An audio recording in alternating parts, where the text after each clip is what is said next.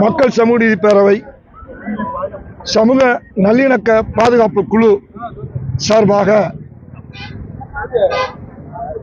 ஒரு சமூக விரோத கருத்தினை ஒரு குறிப்பிட்ட குடும்ப கவுண்டர் சமூகத்தை இழிவுபடுத்தி பேசியும் அதனுடைய தலைவர் பண்பாளர் ஐயா ஆர்கே மீது அவதூறு பரப்பிய திரு பரமசிவம் என்பவர் மீது நடவடிக்கை எடுக்க கோரி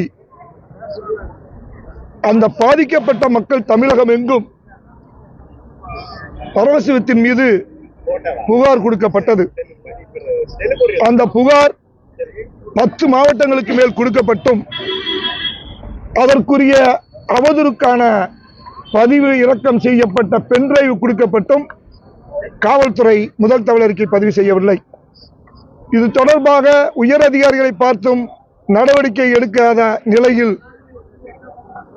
எங்கள் கூட்டமைப்பு சார்பாக பாதிக்கப்பட்ட மக்களான குருமர் சங்க தலைவர்களை எல்லாம் ஒன்றிணைத்து இன்றைய தேதியில் தமிழக அரசை எங்களுடைய கோரிக்கையினை நிறைவேற்றுவதற்காக இந்த ஆர்ப்பாட்டத்தை நிகழ்த்தி கொண்டிருக்கின்றோம்.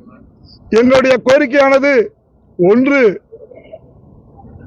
குடும்ப கவுண்டர் சமூகத்தை இழிவுபடுத்தியும் சமுதாய தலைவர் ஆர்கே மீது அவதூறு பரப்பிய திரு பரமசிவத்தின் மீது குற்ற வழக்கு பதிவு செய்து அவர் கைது செய்யப்பட வேண்டும்.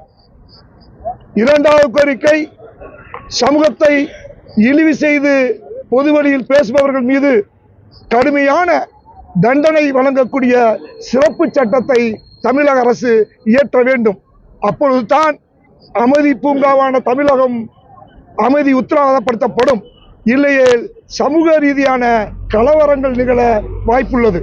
எனவே எங்களுடைய கோரிக்கையினை இந்த ஆர்ப்பாட்டத்தின் வாயிலாக தமிழக அரசுக்கு நாங்கள் தெரிவிக்கின்றோம்.